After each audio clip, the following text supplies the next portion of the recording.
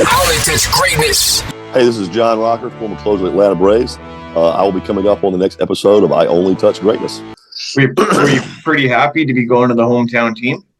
Oh, yeah, I was thrilled. It was Atlanta, and I love my scout named Rob English. Rob and I had really good rapport.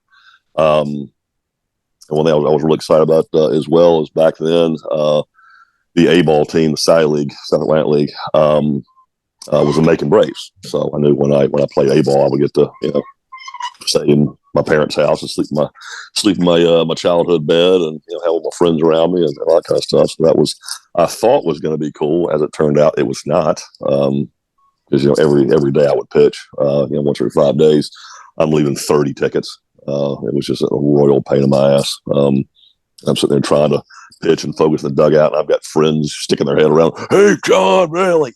Yeah, working here. Can you just little space? Fuck off. So yeah, it was kind of working, trying to get the big leagues, but also trying to juggle all the social stuff that goes with it. At 20 years old, of course, at 20 years old, the last time these folks saw you were throwing no hitters. I think my senior year, I gave up 6 hits the entire year. So they expect me to, still be that guy. I'm like, well, this competition is a little bit better. So I would take it pretty hard. If I wouldn't have a good outing, as all my friends just saw me get my ass kicked and go 3 1/3 and give up 6.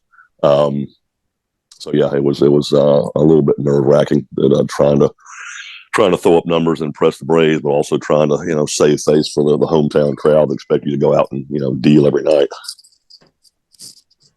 Lots of pressure on you. You made your debut in 1998. Describe the feelings of that in your first game, big game.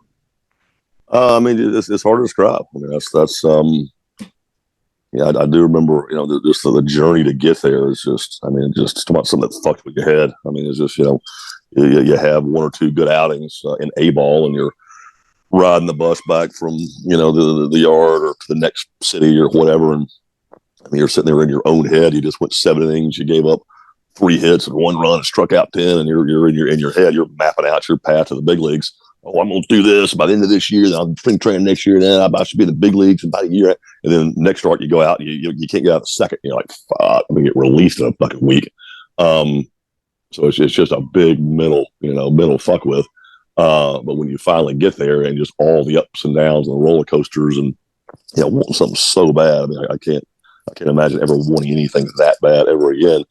But when you get there and you walk out of that dugout and smell that ballpark in your nose and grass under your feet, and you look at that big old cathedral just rising up around you and just kind of enveloping you, and you say to yourself, you can't ever take this shit away from me. The day I die, if I sit down tomorrow, the rest of my life I can say I was a big leaguer.